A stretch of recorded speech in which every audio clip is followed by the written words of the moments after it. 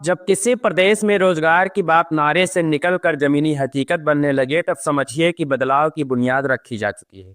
उत्तर प्रदेश में इस समय कुछ ऐसा ही माहौल है, जहां युवाओं की आंखों में सिर्फ इंतजार नहीं, बल्कि उम्मीद की चमक साफ दिखाई दे रही है। नमस्कार, आप देख रहे हैं कि तक न्यूज। मैं हूं अंकित सिंह। उत्तर प्रदेश सरकार की महत्वाकांक्षी डिफेंस इंडस्ट्रियल कॉरिडोर योजना अब अपने असर दिखाने लगी है। इस योजना के तहत उत्तर प्रदेश में 52,000 से अधिक रोजगार अवसर पैदा होने की स्थिति बन चुकी है। यह आंकड़ा केवल संख्या नहीं, बल्कि उन हजारों परिवारों के भविष्य से जुड़ा है जिनकी रोजी रोटी रोजगार पर निर्भर करती है।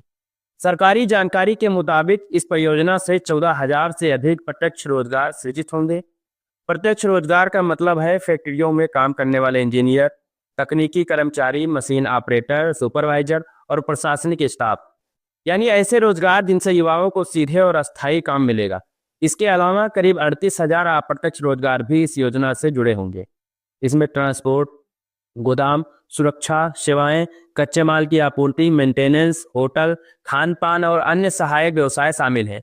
सरल शब्दों में कहें तो एक फैक्ट्री सिर्फ नौकरी नहीं होती, बल्कि पूरे इलाके की अर्थव्यवस्था को चलाती है।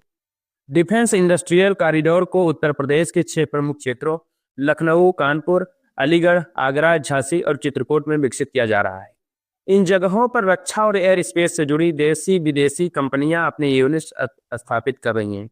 इसका सीधा फायदा यह होगा कि रोजगार केवल बड़े शहरों तक सीमित नहीं रहेगा, बल्कि आसपास के जिलों और ग्रामीण क्षेत्रों तक भी पहुंचेगा। सरकार का दावा है कि इस योजना में स्थानीय युवाओं को प्राथमिकता दी जाएगी।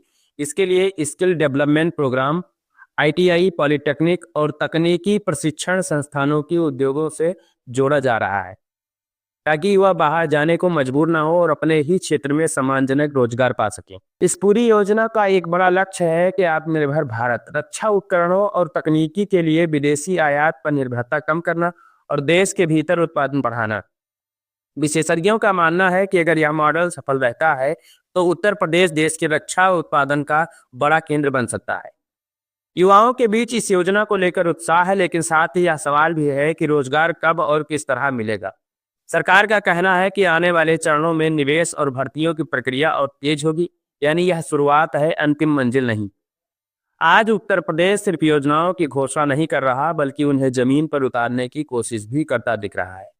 डिफेंस कॉरिडोर से निकली यह रोजगार की राह कितनी लंबी है, यह वक्त बताएगा, लेकिन इतना साफ है कि प्रदेश के युवाओं के लिए उम्मीद का एक नया अध्याय जरूर शुरू हो चुका है। नमस्कार।